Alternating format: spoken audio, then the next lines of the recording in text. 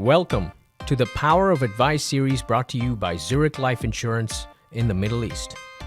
We're collaborating with industry leaders to educate our audience about the need and the power of financial advice so you can take optimistic action and secure your financial future. Welcome to the Power of Advice podcast. This is a podcast series launched by Zurich Middle East, and this month's podcast is special because we're here in Bahrain. Today, I'm joined by Husain Ali, Head of Compliance for Zurich Middle East. Yeah, Welcome, Husain. Hi. And Rod Alldridge, the General Manager of Nexus Financial Services, our key distribution partner in Bahrain. I'm thrilled you could join us. Thank you very much for coming today. So they wanted to start with some quick fire questions. I'm going to give you an option of two if you could tell me your preference. Coffee or tea? Coffee. Coffee? Coffee. Unit link protection or pure protection? Depends. Pure protection for me. Cats or dogs? Dogs. Dogs. I have two dogs. Dubai or Bahrain? Bahrain. Face-to-face or Teams meetings? Face-to-face. Books or movies? Movies. Movies. Books for me, yeah. For savings, would you prefer a percentage of your income or a fixed amount every month? Fixed. Fixed? Yeah. Start work late or leave early? Both. I'll start late. Emails or text messages? Text. Yeah, probably text. Yeah. Text? Yeah. Angry colleague or angry client? Oh, I love an angry colleague. Angry colleague? Oh, yes. I'll take an angry client. Angry client. Digital advice, human or mixed?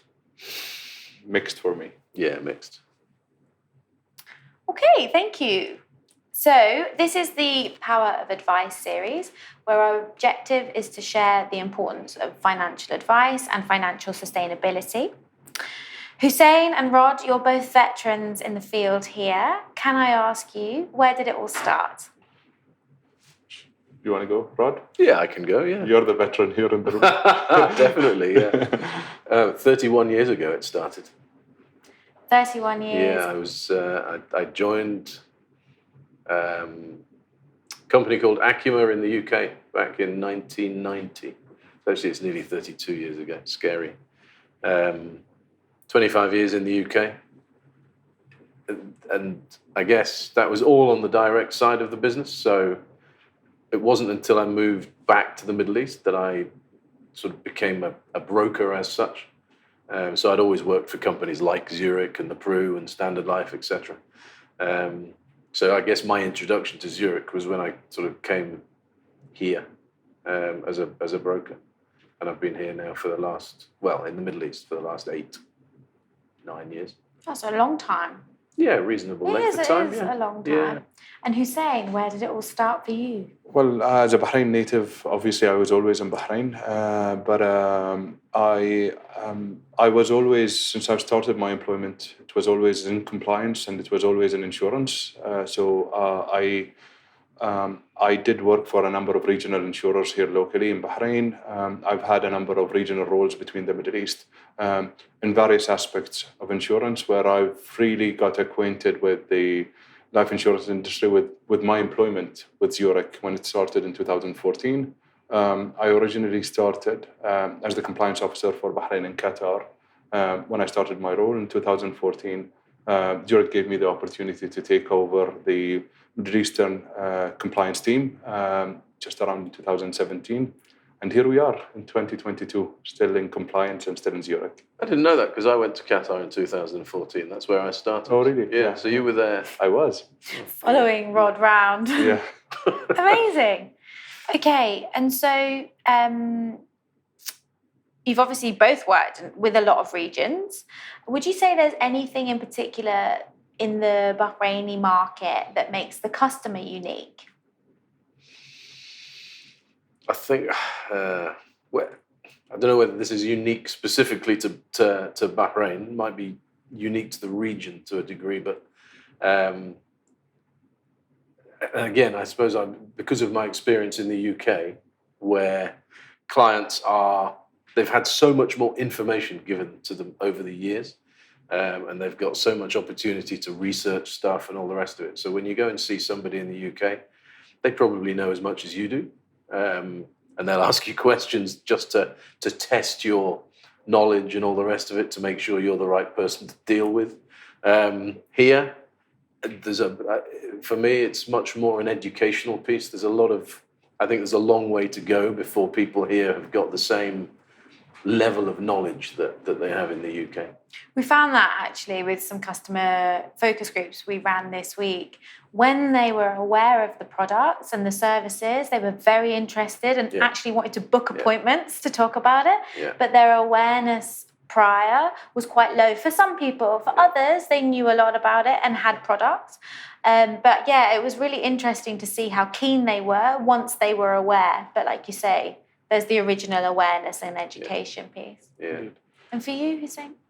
I think if we look at it from a regional point of view, there is an interesting demographic here in Bahrain comparative to other places in the GCC, where I think there's, first of all, from an earning point of view, there's a true middle class here in Bahrain, where you don't necessarily see that in other countries in the GCC. Also, the demographic split in between locals versus expats is probably closer to equivalence here in Bahrain than other places in the region. But I think also in terms of the knowledge towards the life insurance product in general, I think there's a significant amount of reliance, and this is probably not unique to Bahrain, but probably generally in the GCC. There's for natives at least, there's a level of reliance on government and what government could provide you, compared to actually owning your financial well-being, which I think is now a growing concept. Looking at the phased introduction to concepts such as VAT and tax and etc., and also probably lowering the government intervention in normal economic activities within the country. Yeah, I'm just thinking. I mean, that's particularly true for GOSI, isn't it? Because it's changing so much. True. What's GOSI? It's effectively the state pension for nationals. Okay. And it's a bit like the state pension in the UK. It's getting to a point where people have to retire later.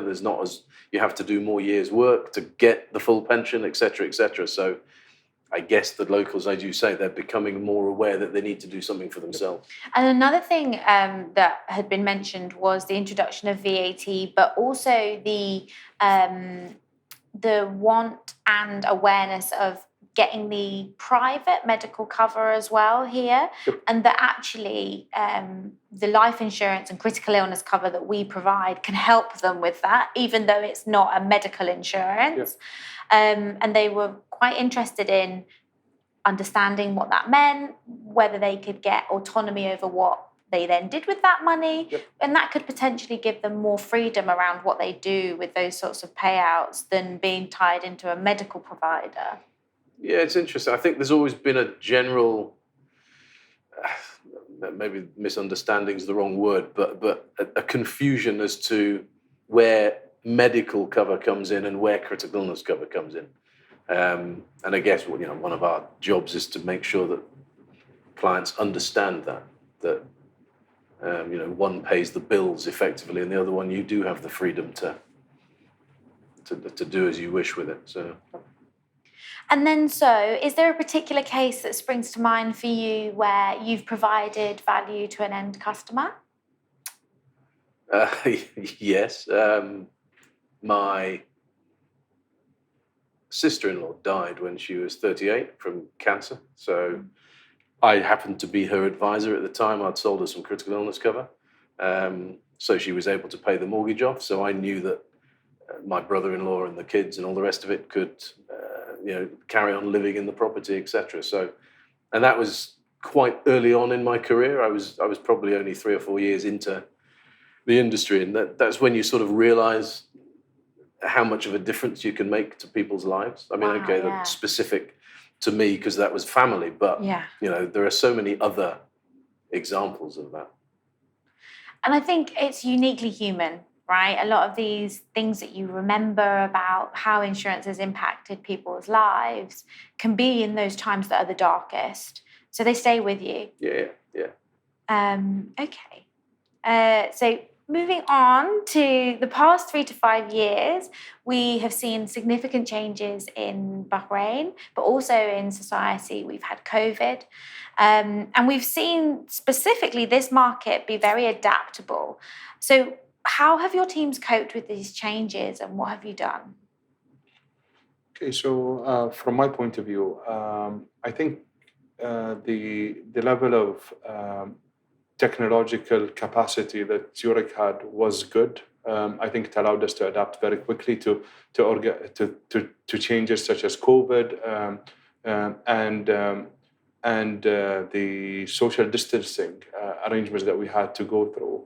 I think we were still operating. We were still able to actually deal with our stakeholders, our intermediaries, our customers. I think obviously it did require a lot of investment of effort for us to adjust, because obviously it was a significant adjustment. But knowing the horror stories that were out there, I think it was probably a more convenient adaptation for us in Zurich in comparison to what we've heard out there, I guess. Yeah, I imagine that bringing things like AML and making sure that we had digital copies and access from a compliance perspective was key. That's correct. And to be fair to both FATF and our regulators, they were also adaptive. So they were giving us guidance. They were issuing guidance documents.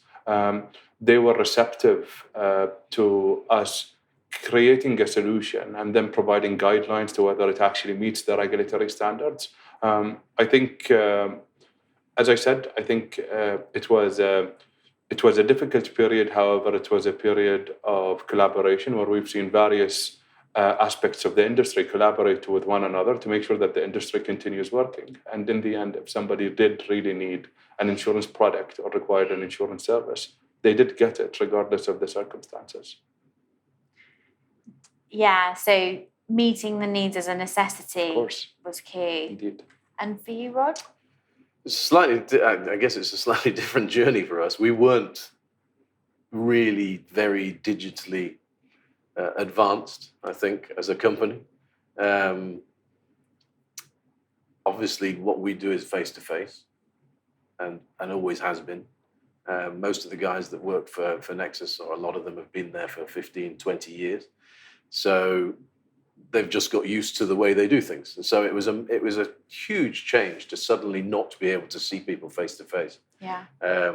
So we had to, I got stuck in the UK for 4 months at the beginning of COVID. So I was having to sort of do all this from abroad. So Zoom became, a big thing. I don't really like Teams. I know you guys use it, but I don't like it. So we had to use Zoom a lot. And then obviously that's what became the sort of communication with the clients, was all over Zoom. But we had to change all of our, what was effectively just paper documentation, all the application forms, fact finds, et cetera, et cetera. We had to change all of those into editable PDF documents and stuff like that. And so we had to sort of start from scratch to a degree, and then get the guys to adapt to something that was completely alien to them. And live and changing. I think it's really interesting when we reflect on those times now. But in the moment, we did not necessarily have all of the information to plan like a strategic course of how to deal with it. It was very much happened, didn't it? Yeah. It all very much just happened. I think you're correct. There's no fire drill to what we have. There was no fire drill. I think we had to experience it as we go along. But I think one of the probably good things that you take away from this, it forced the various stakeholders in the industry and perhaps the general population to adopt technology, to let go of a lot of the stigma that comes with technology.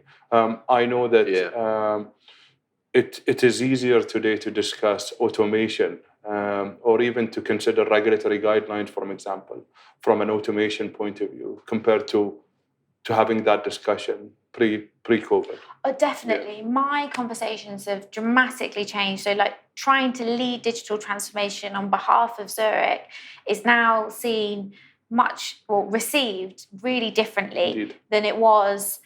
I'm no longer saying words or talking about, even the preferences in messaging or meeting technology. People have their own digital preferences now, whereas before that was a bit of a select few or those early adopters, and now everybody knows what they like and I think and don't like. And that's very true. And I think it really establishes digital capacity and technology as part, probably even a cornerstone of being sustainable. And I think we've had a true experience of where you need to be sustainable. And thankfully, we did sustain, but now we know what it takes to sustain. And I think digital and technology is a big part of it. And we also had ZPro already in place in Dubai and in the Middle Eastern market. And then later it came to Bahrain, which is obviously our end-to-end digital solution for quotes and applications. How did your team receive that in the market? And have you seen any changes in how customers interact with you because of that tool?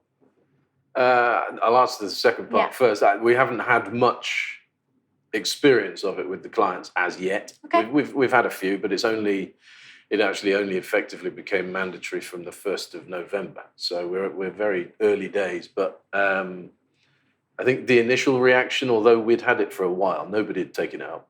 Right. But obviously now that effectively we've said, as of X date, this is what you're going to do. We've had a lot of training sessions, etc. I think because they'd sort of got used to the Zoom changes and all the other bits and pieces we'd had to change, it was an easier transition than it might have been. More of a natural progression. Yeah, I think so, yeah. And from a compliance perspective, it obviously changed the game slightly. Obviously, yes. So naturally so, from a compliance point of view, we're a little biased towards control. So I think it provides a bit. So it does provide a more controlled environment, which we obviously like in our function. But more importantly, I think it creates efficiencies where the compliance friction is not as noticeable as it used to be. I think it allows us to create opportunities where going through the right and the compliant way of processing a particular transaction does without creating that traditional friction of going through it itself. I think it's very valuable for us.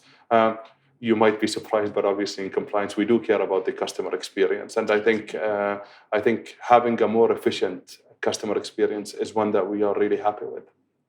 Oh, definitely. And I think even just creating the visibility of that pipeline into compliance and the approvals has been really impressive. Indeed. And all ultimately to benefit the customer who gets things quicker. Indeed.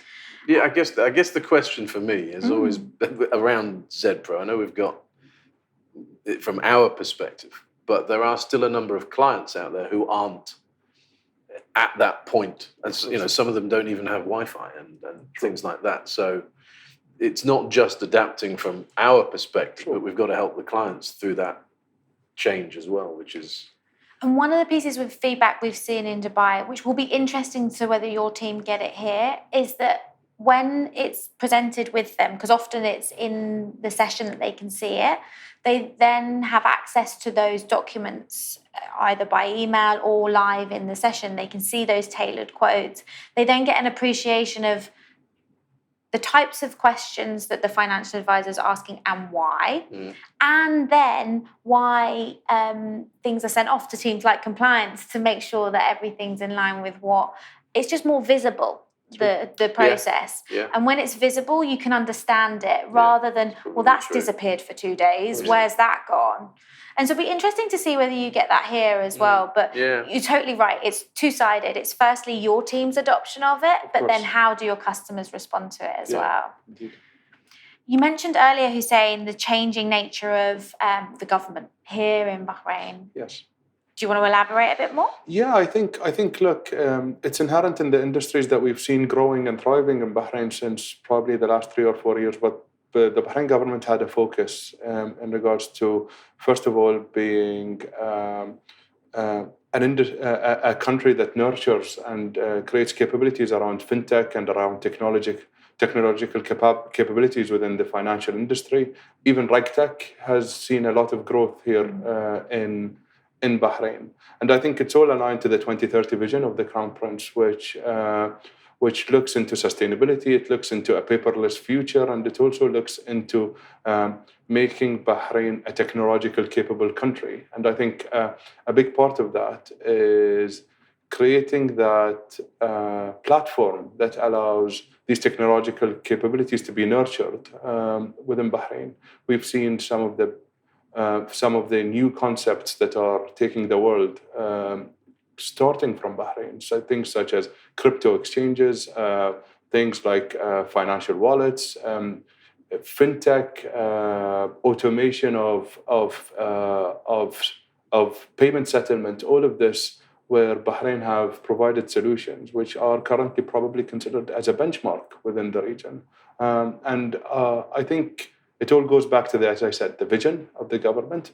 But it also is worth considering that the regulators here locally were open. They did not stifle the imagination when it came to automation or investment in technology. Otherwise, they've actually created regulatory guidelines. There are actual regulatory rule books that actually govern fintechs and govern technological financial service providers here in Bahrain. This is a concept that is probably not even considered in other locations or regulators. And I think all of that contributes to the ability of creating that infrastructure that allows these advancements to be nurtured and to actually advance into maturity in the near future. I agree. And what I particularly like about some of the infrastructure and the apps and the services that have been introduced, none of them stereotypically look like government apps, right? They all are designed flawlessly. Indeed. Their customer journeys are short, they're simple, and it could even